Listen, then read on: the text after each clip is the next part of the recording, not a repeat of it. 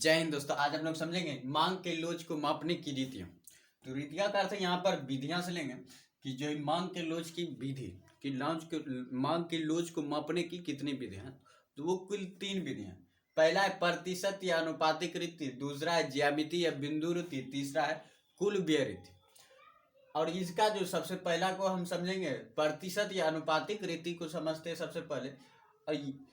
तो प्रतिशत या अनुपातिक रीति जो प्रोफेसर फ्लक्स ने दिया था, इसका जो प्रतिपादन है प्रतिशत या अनुपातिक रीति का जो प्रतिपादन जो प्रोफेसर फ्लक्स ने किया था। और इसमें जो है हम मांग की लोच जो ज्ञात करते हैं, वो मांग की लोच की जो परिभाषा हम लोगों ने पढ़ा था और उससे जो सूत्र निकाला था ईडी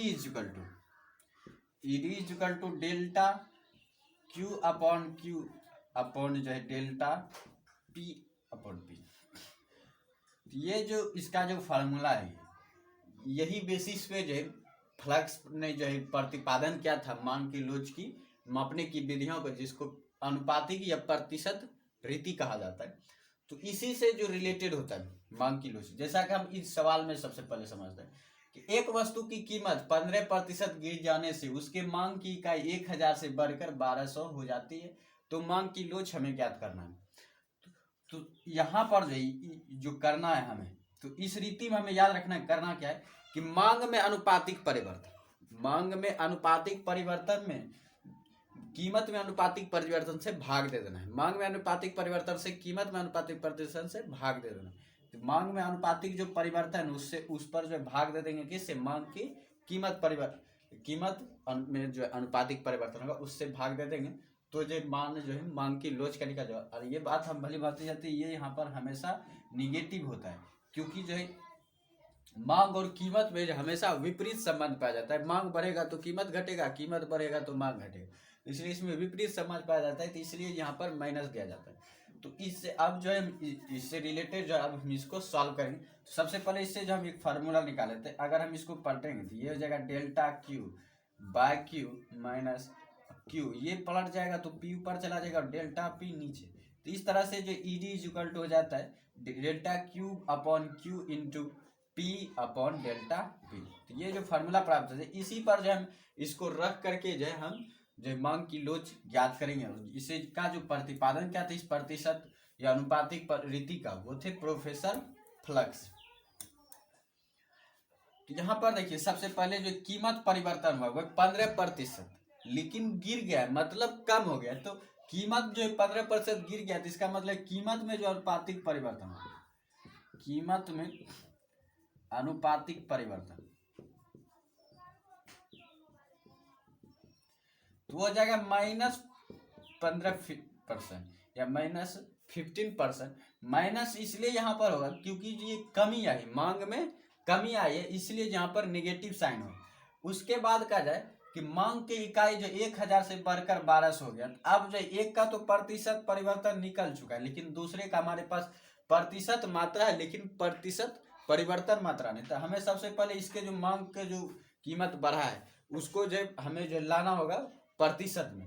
तो उसके लिए जो हमें जो अनुपातिक परिवर्तन सबसे पहला होता है कि अगर हम मांग का अनुपातिक परिवर्तन निकालें, मांग का अनुपातिक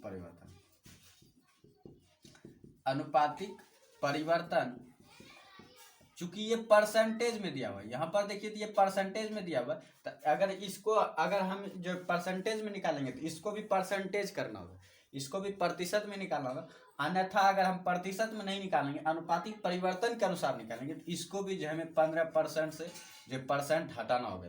अब तो हम परसेंट में ही रहने देते, हम जो मांग के अनुपातिक परिवर्तन के पीछे परसेंट में ही बदल देंगे। तो ये हो जाएगा मांग में अनुपातिक परिवर्तन। तो मांग में परिवर्तन हो गया कितना, 1000 से 1200। तो मांग में जो जितना परिवर्तन हुआ है 1200 में 1000 घट जाएगा अपॉन जो है 1000 प्रारंभिक मांग गुना 1000।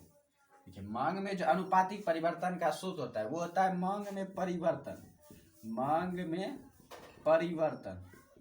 अपॉन प्रारंभिक मांग। ये मांग में अनुपातिक परिवर्तन का सूत्र होता है, लेकिन यहाँ पर हमने जो 100 लगा है ये प्रतिशत में निकालने के लिए लगा है। लेकिन तो यहाँ पर जो ये फार्मूला मांग में परिवर्तन थी 1000 से जो है 1200 गया हो गया है। तो इसका मतलब है अब अगर हम ये देखना चाहिए कि कितनी इकाई वृद्धि हुई, यहाँ पर देखिए 1000 से 1200 अर्थात 200 की वृद्धि हुई। लेकिन ये तो हमने जो मन से बना दिया, ये देख कर बना दिया दिमाग से, लेकिन हमें यहाँ पर दिखाना होगा। तो दिखाने के लिए जो हमें 1200 में जो है 1200 में 1000 घटाएंगे तो हमें जो मिल जाएगा 200। तो यहाँ पर जो ये परसेंटेज कुल मिलाकर निकलेगा या 20% निकलेगा, ये जो है 20% निकलेगा। यहाँ पर पॉजिटिव साइन होगा क्योंकि जो है मांग में वृद्धि हो रही है। तो यहाँ पर जो हमने प्रतिशत परिवर्तन निकाल लिया। तो अब जो है प्रतिशत परिवर्तन के रीति के अनुसार जो हमें मांग में आनुपातिक परिवर्तन से जो है कीमत परिवर्तन के भाग देना होगा। तो ये हो जाएगा प्रतिशत परिवर्तन के अनुसार जो मांग की लोच हो जाएगी, लोच जो हो जाएगा वो हो जाएगा सबसे पहले मांग में परिवर्तन 20% ऊपर से, ये जो है सबसे पहला तो 1 माइनस जो सूत्र के अनुसार है, 1 माइनस सूत्र के अनुसार 1 माइनस इसके अनुसार, तो ये जो माइनस माइनस प्लस हो जाएगा। अब 20% अपॉन जो 15%, मांग में आनुपातिक परिवर्तन बटे जो कीमत में आनुपातिक परिवर्तन। तो अब जो है प्रतिशत परसेंट खत्म, और ये जो हमारे पास जो बचेगा माइनस जो है कम से कम, अब हम इसको निकाल लेते हैं।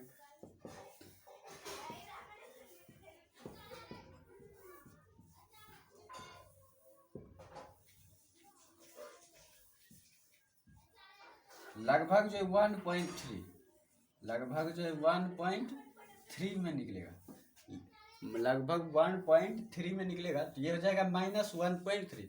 यहाँ पर माइनस खत्म हो गया, लेकिन यहाँ पर माइनस होगा क्योंकि जो है मांग का लोच जो है वो हमेशा जो है मांग और कीमत के अनुसार चलता है, और मांग और कीमत में हमेशा जो है विपरीत समाज पाता है। इसलिए जो मांग की लोच जो है वो हो जाएगा -1.3%, -1.3%। तो यही जो हो गया मांग की लोच की मापन। तो ये था प्रतिशत या अनुपातिक परिवर्तन कि प्रतिशत या अनुपातिक परिवर्तन में जो है हम मांग में अनुपातिक परिवर्तन या प्रतिशत परिवर्तन में जो है कीमत पर अनुपातिक परिवर्तन से भाग दे देते हैं, तो हमें जो मांग का लोच प्राप्त हो जाता है।